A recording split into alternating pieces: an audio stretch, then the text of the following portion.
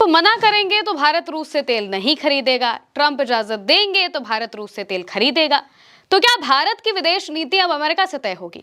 आंखों से laser light निकालने वाले विदेश मंत्री क्या कर रहे हैं, ये पूछना चाहती है जनता, लेकिन सरकार जवाब नहीं देती। इन्हें देखिए, ये व्हाइट हाउस की प्रेस सेक्रेटरी कैरोलिन लेविट है, जिन्होंने बताया है कि ट्रंप ने भारत को इजाजत दी है कि वो रूस से तेल खरीद ले, और ये इजाजत इसलिए दी गई है क्योंकि वो अच्छे एक्टर्स हैं, यानी कि वो हमारी बात मानते हैं। उन्होंने हमारे कहने पर तेल खरीदना बंद कर दिया था। इस बयान से मोदी सरकार ऐसी फंसी है कि संसद में राहुल गांधी ने भी खड़े होकर पूछ लिया कि भाई कहां गई विश्व गुरु की ताकत? अमेरिका अनाप शनाप बोल रहा है, जवाब क्यों नहीं देते? तो राहुल को चुप कराने की कोशिश कर दी जाती है। मसला क्या है, विस्तार से बताते हैं। दोस्तों, कैरोलिन लेविट ने व्हाइट हाउस में दिए बयान में कहा कि ट्रंप और हमारे वित्त मंत्री ने भारत को रूस से तेल खरीदने की इजाजत इसलिए दी है क्योंकि वो अच्छे एक्टर्स हैं। हम जैसा कहते हैं वो वैसा करते हैं। भारत ने हमारे कहने पर रूस से तेल खरीदना भी बंद कर दिया। फिलहाल तेल को लेकर जो हालात बने हैं उसे ठीक करने को हमने अस्थायी तौर पर भारत को रूस से तेल खरीदने की इजाजत दी है।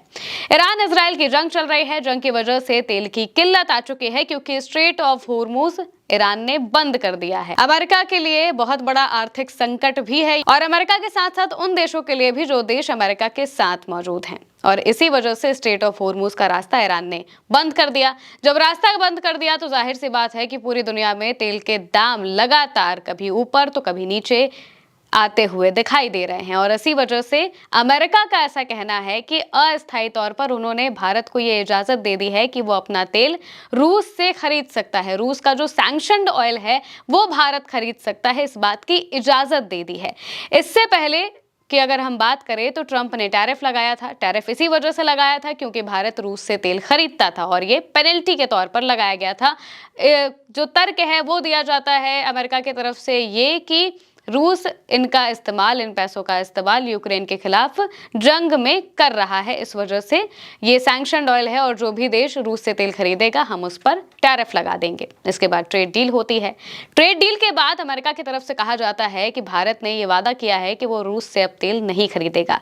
भारत की तरफ से अलग अलग बयानों में इस बात को कहा गया कि भारत अपनी जरूरत के हिसाब से उसे क्या करना है क्या नहीं करना है उसके हिसाब से फैसले लेगा। लेकिन अलग अलग रिपोर्ट्स में बाद में पता चलता है कि भारत ने रूस से तेल खरीदना कुछ कम तो किया है, लेकिन क्यों किया है इसको लेकर कोई स्पष्टीकरण भारत सरकार नहीं देती है। रूस और भारत की दोस्ती बेहद अच्छी रही है, यहां तक कि पाकिस्तान के खिलाफ जंग में एक वक्त में रूस ने बहुत मजबूती के साथ भारत का साथ दिया था, और इसी वजह से भारत और रूस के रिश्ते हमेशा बहुत अच्छे रहे हैं। तेल की वजह से भी ये रिश्ते अच्छे रहने की बात कही जा रही थी, लेकिन फिर ट्रंप का टैरिफ लग जाता है और इसके बाद कई रिपोर्ट्स में कहा जाने लगता है कि अब भारत रूस से कम मात्रा में तेल इंपोर्ट कर रहा है। लेकिन ऊपर ऊपर बातों में यही कहा गया कि भारत अपने हिसाब से फैसले ले रहा है। सरकार को लगता है कि जनता पागल है, जनता को कुछ भी बताने की जरूरत नहीं है, लेकिन विपक्ष भी और जनता भी आखिरकार ये जानना चाहती है कि माजरा है क्या। ट्रंप बार बार ये बात क्यों कह रहे हैं? अमेरिका की तरफ से बार बार इस तरह के इजाजत जैसे शब्दों का इस्तेमाल क्यों किया जा रहा है? अमेरिका की तरफ से ऐसा क्यों दिखाया जा रहा है कि वो भारत पर राज करते हैं, या फिर भारत की विदेश नीति अमेरिका के कहने पर चलती है? ऐसा क्यों हो रहा है? बहुत सारे क्वेश्चन मार्क हैं, लेकिन इनमें से किसी का भी जवाब भारत की सरकार मौजूदा वक्त में नहीं दे रही है। इस बीच एक बार फिर अमेरिका ने कह दिया कि भारत को वो इजाजत देता है। ये शब्द किसी भी संप्रभु देश जो कि अपनी मर्जी से दुनिया के देशों से संबंध रखता है, जो स्वतंत्र है अपने देश की इकोनॉमी को अपने हिसाब से चलाने के लिए, जो स्वतंत्र है अलग अलग देशों से अपने डिप्लोमेटिक टाइज को मेंटेन करने के लिए, उस देश के लिए ये किसी तमाचे से कम नहीं है। इजाजत जैसे शब्द का इस्तेमाल करना जाहिर सी बात है कि कई सवाल खड़े करता है, लेकिन सरकार की नजर में सब कुछ चंगा है। इस पर कोई भी बयान नहीं आया, लेकिन संसद में ये मुद्दा राहुल गांधी ने उठा दिया। राहुल गांधी ने सीधे तौर पर सरकार से सवाल पूछते हुए इस बात को कहा कि हर देश की नींव उसके एनर्जी सिक्योरिटी में होती है। मैं ये बात हल्के में नहीं कह रहा हूं, लेकिन अमेरिका को ये तय करने देना कि हम किससे तेल खरीदें, हम रूस से तेल खरीद सकते हैं या फिर नहीं, और अलग अलग तेल सप्लायर के साथ हमारे रिश्ते हम तय कर सकते हैं या नहीं, इसी बात की अदला बदली हुई है। ये बहुत ही हैरान करने वाली बात है कि भारत जितना बड़ा देश किसी दूसरे देश या किसी दूसरे देश के प्रेसिडेंट को ये इजाजत क्यों देगा कि वो हमें रूस का तेल खरीदने की इजाजत दे और ये तय करे कि हमारे रिश्ते किसके साथ हैं राहुल ने आगे कहा कि मैंने पहेली सुलझा ली है और पहेली समझौते के बारे में है। हमारे यहाँ एक सज्जन बैठे हैं जो कि तेल मंत्री हैं। पेट्रोलियम मिनिस्टर हरदीप सिंह पुरी की तरफ पॉइंट करते हुए उन्होंने कहा कि वो मिस्टर एप्स्टीन के दोस्त हैं। मेरे पास एक डॉक्यूमेंट है जिससे पता चलता है कि उनकी यानी कि हरदीप सिंह पुरी की बेटी को जॉर्ज सोरोस से पैसे मिले थे। यानी कि अमेरिका के बयानों पर अब मोदी सरकार घिर चुकी है। सदन में राहुल गांधी ने सवाल उठा दिया क्योंकि एक दिन पहले ही कैरोलिन लेविट का ये बयान सामने आता है जिसमें वो कहते हैं कि ट्रंप ने और अमेरिका के प्रशासन ने इजाजत दे दी है भारत को कि वो रूस से तेल खरीद ले। जब इजाजत जैसे शब्द का इस्तेमाल किया जाता है तो जाहिर सी बात है कि विपक्ष ने इस बात को उठाया और सवाल भी पूछा कि आखिर भारत इस बात पर कोई स्टैंड क्यों नहीं ले रहा है।